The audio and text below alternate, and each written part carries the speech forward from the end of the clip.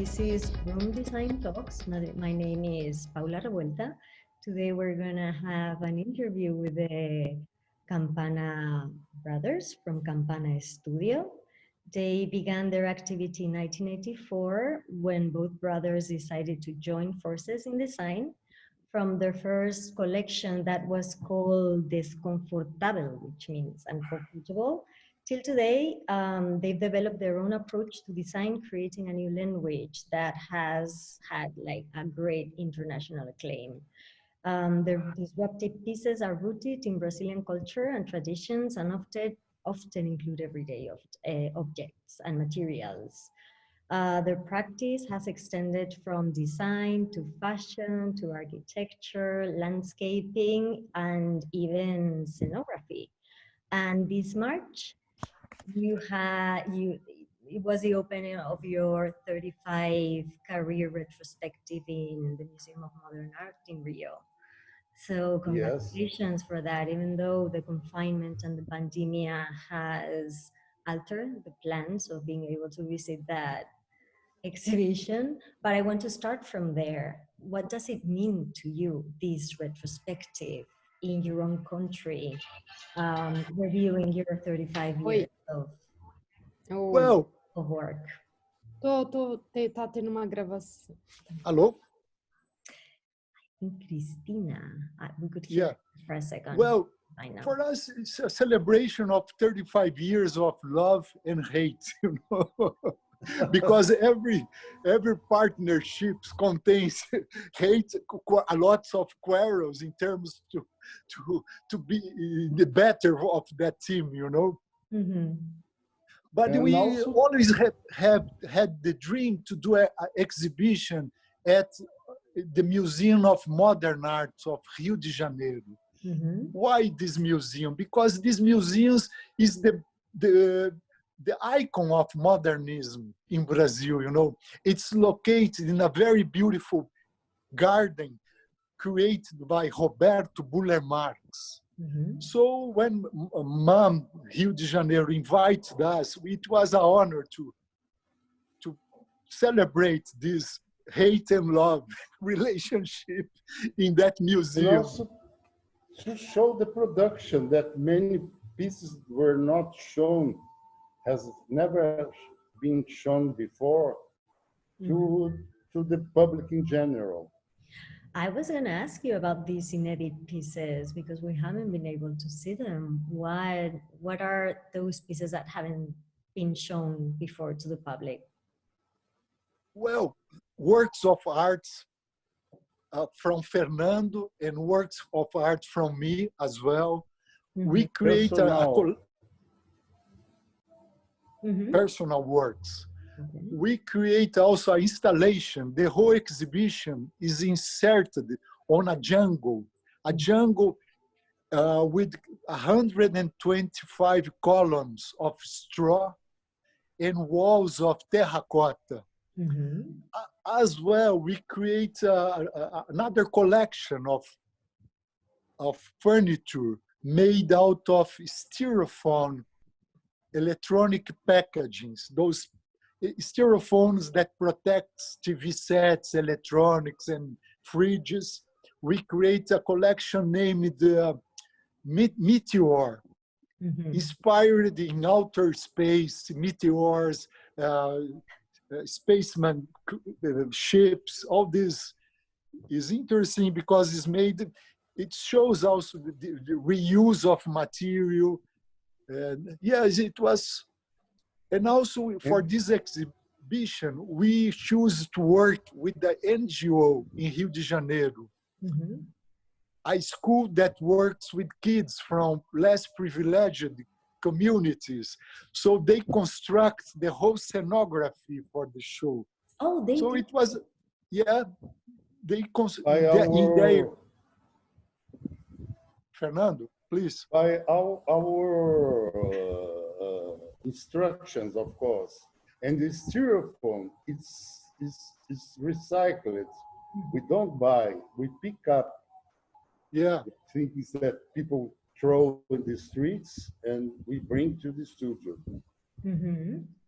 Wonderful. And how was the criteria to pick up the pieces? Because you're quite prolific, you know, so I guess you would have like a lot of material to pick from. Were you involved in the process of preparing the exhibition? What was the process like? Well, all the time, since the beginning, the exhibition was considered to be an art installation. Okay. Why an art installation? Because all our earlier exhibitions were curated by design curators. Mm-hmm. And from this exhibition, we like to work to see the eyes of an art curator. Because this moment of me and Fernando, we are working, have been working a lot in sculptures, collages, drawings. So we want to show our prolific Mm-hmm. vocabulary. So that's the way that we choose to work. We invited the curator, Francesca Alfano Miglietti, Mm-hmm. and she chooses the pieces according to themes. You know, I think Fernando can tell about those spaces. Yes, also because our work always had a dialogue with art. Mm-hmm. We don't see frontiers between them. So Francesca made rooms, the room of dreams, the room of Metamorphose. morphosis, the room of now has a little bit escaped I from my have here mind. the list. Are 6 rooms: metamorphose, love, dreams, time, and secrets. Secrets, Secrets. the, Hmm. and secrets. So we made a concentration of pieces that had a dialogue with those themes Okay. that she wanted to, and also she saw the pieces and made she point out this one, this dialogues with this. So people pass by a kind a scenography that's like an opera Mm-hmm. or a forest, as Humberto said. In the columns, we made recording recordings of tech tests about dream, secrets, metamorphoses, love. Now, after 35 years, and these, which sounds like a quite an impressive retrospective, how do you remember your beginnings, you know, those first years? When you look back, what is the feeling that you get? Well, I started 35 years ago. I was a lawyer. I gave up law, and because I was very bad as a lawyer, and I have always to be. I always had a dream since kids to be work with my hands. Mm-hmm. When I was a kid, I would like to be indigenous. People ask me what I would like to be when I grow up. I always told them I want to be indigenous and live in Amazon. Uh-huh. So when I gave up law, I told myself I want to construct my life with my hands. So I started working, making some And he objects. said, I started making objects. And one day, Fernando came to my studio because he was graduating in architecture to giving a helping hand. Mm-hmm. So, Fernando, how and did then I was graduating in architecture, and I worked in 1983 in the Biennale of São Paulo, when was the period of Transvanguardia, postmodernism. So I had a background in architecture and also in art. I knew Keith Haring, Anish Kapoor, Daniel Burin, many artists that now are very important, they were they were starting in that time. Then Humberto asked me to give him a helping hand. And I went to the office, but not with the intention of being a designer or. And Humberto, he receives the ideas in their mind in more raw stage. Me, with those two experiences, I can make give more shape or make a lap. I don't know if this word can be lapidation. Yes. And I believe you are 8 years apart from each other, right? Yes. Did you Exactly. always, did you, like me and my sister, did you always get along? Yes, yes. Since the beginning, we were friends since our childhood.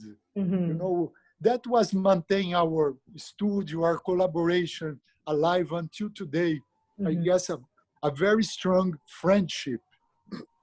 And there is an anecdote also. Meanwhile, he wanted to be an indigenous. My dream was to be an astronaut Okay.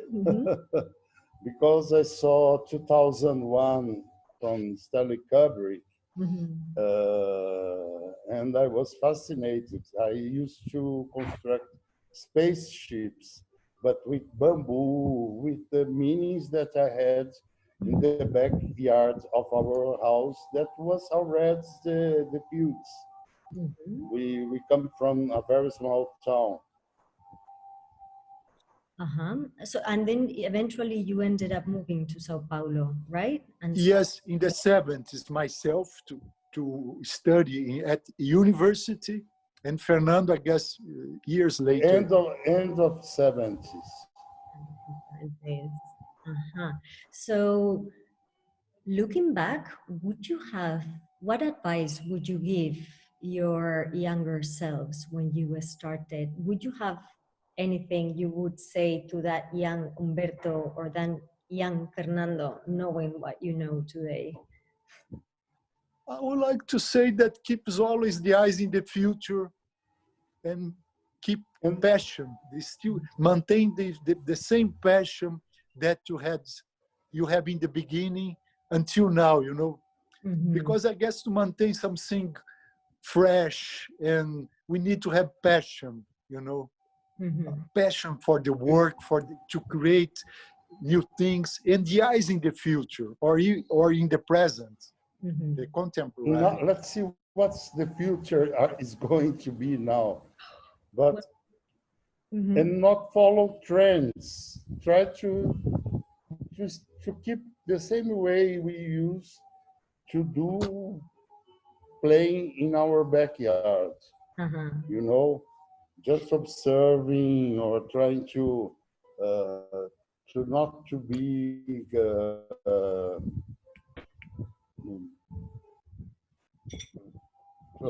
like to, to be like normal, Fit in. Playing soccer or not. We used to explore more forests. And our father was agronomic engineering. So he used to take us to places where we, not to be conformist. I think this is very important until now. Because you were mentioning that playfulness of your childhood, which I feel it's very present in your pieces. They always look a little bit like playful, chaotic, challenging. I don't know if it seems like you have a lot of fun working, you know. That's what I get when I see your pieces, you know. They always make me smile, you know, because you, by making a chair, you make seem that everything is possible, you know.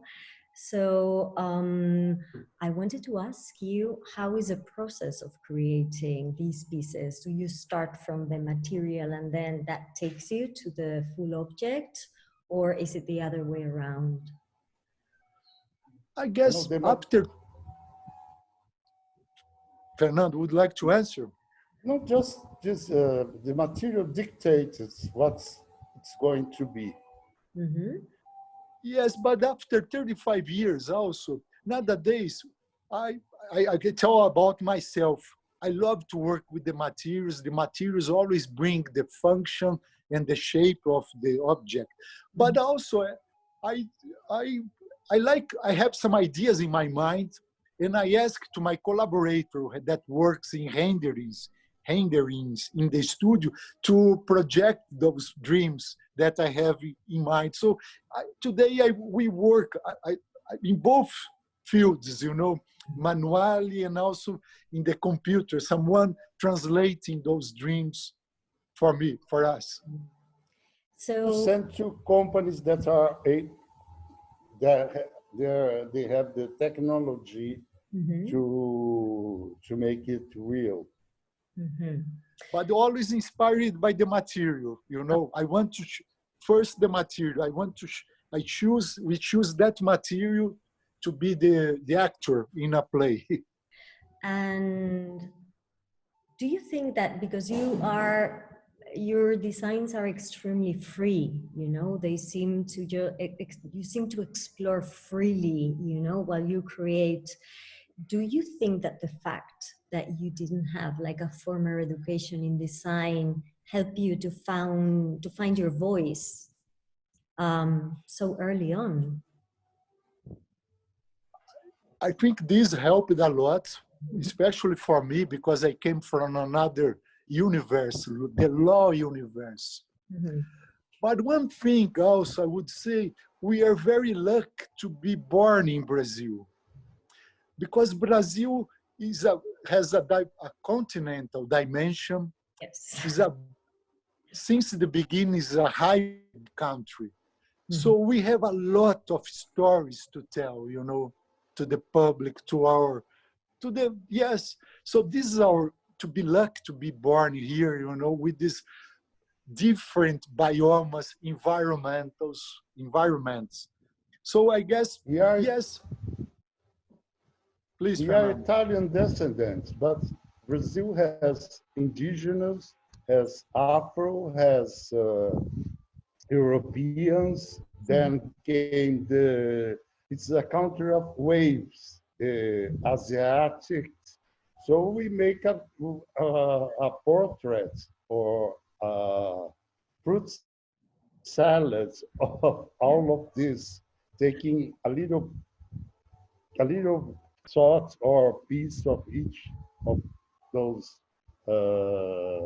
contributors for the existence of this country. And Mhm. also, we don't have the heaviness of the story, the history on our back. We are a new country. So we can decide to write our own history, you know, Yes. from our roots. I think makes us free, you know, because we have the capacity to create, also to analyze, you know, why is the modernism the only school Mhm. uh, here in Brazil? We have a lot of traditions. Let's observe better our internal, how to say, our space. Maybe cannot Environment. environment, you know. So we question. We have all these issues in our work, you know. Question modernism. Why it needs to be the only school here valid for Brazil, Mhm. with all the traditions, all the gambiarras, you know, people construct their lives from nothing, you know. So we are emotional country, not so rational. So we We, question all these issues in our work, you know. Mhm. I told we are Milton, please. we create a kind of school campaign of projecting, you know.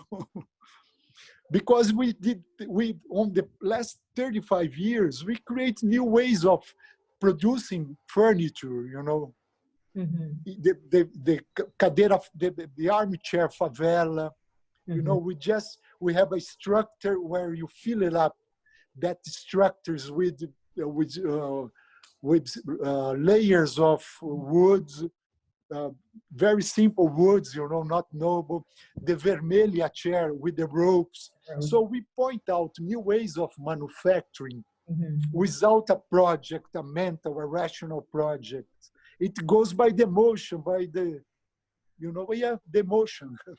So this, I would say, is a school of projects, a school And Campana. also, we keep it, we, without meaning, we create a school of new designers. We had made workshops in São Paulo, in museums, schools, and now extended by the less rich people, the less people that are in the boards of of, of the outside of the life. And and this is very important because we have followers, people that like us, recognize, and even the most simple. Another day there was a delivery guy in my home. When he saw in the factory that was a Campana living there, he said to the concierge, "This is one of those two guys." For me, it's important this because it's someone else that does another activity and knows design too through our work. So, what would you say that it's the influence of the vernacular traditions in Brazil and the identity? It has like a very strong weight on your work. I guess the reason that we grow up in the countryside in Brazil and living now in a big urban center of like São Paulo and traveling a lot the world, we make those bridges between those two universes. The vernacular has interested me since I was a kid, you know, because I would love to be indigenous, live in Amazon, to create my own objects, to construct houses in the trees. Yes, all these things from the beginning, we bringing those dreams, those plays up today, you know, but happen without being conscious, you know, start to happening. We never plan things in our lives. Me and Fernando, we never planned, oh, let's create this studio Campana, nothing. Things start to happening very spontaneously in our work. And I always have the passion for the manual. As I told, our father was agronomic engineering, so we used to go to many farms or remote places in the state of São Paulo, and we used to observe the way people construct their own furniture, their own house with terracotta, with bamboo mixed. Brazil is very rich in the in the design of the necessity. It's not just for a style, but because they need. So they give solutions for how to bring water to the house, how amuse themselves to. And one person who made us conscious about our richness, vernacular richness, was Lina Bobardi, the architect. Lina Bobardi, because when she moved to Brazil, she saw she started to point us to Brazilians how beautiful those vernacular traditions are, because most of the times Brazil were colonized by the Europeans, or so she pointed out, no, you have a school here, you know. You have a school of projecting things that the rest of the world doesn't have. So those eyes, you know, when I told we create a school, but it was a school under the eyes of Lina Bobardi. You know, always want to have her eyes when I started, because I visited, when I was in the school, law school, I was used to visit her exhibitions here in the MASP, the Museu of Art of São Paulo. And it was totally different, you know. I never saw those, and with simple things, simple solutions. And I want to jump to Instituto Campana, this organization that you began in 2009. So it's been 11 years so far of activity. How did this project come up? How did you get involved? You know, the idea was to create an institute to work design as a tool of social transformation. Yes. You know, we try to pass our experience to whenever we get in contact with those other universes, less privileged universes, or even though crafters, men around the country.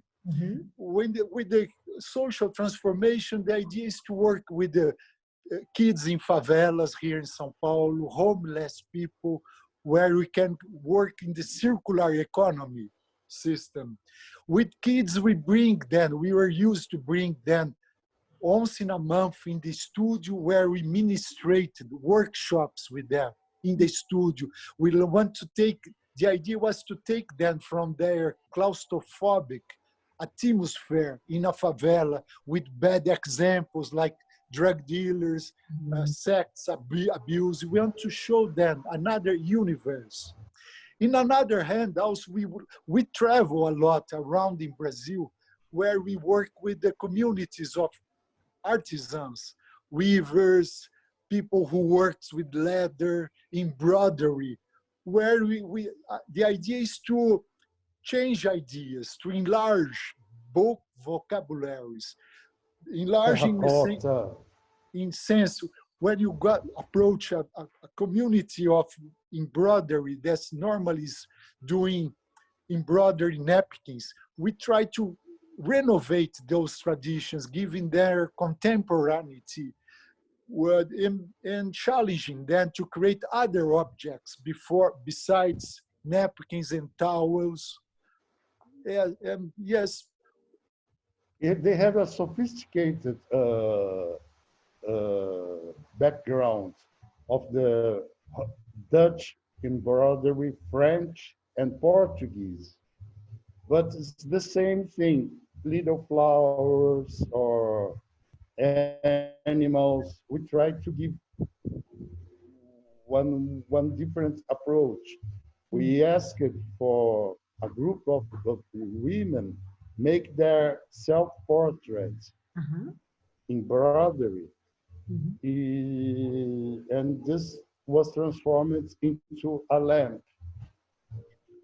Wonderful. And what oh, sorry, you were going to add something else?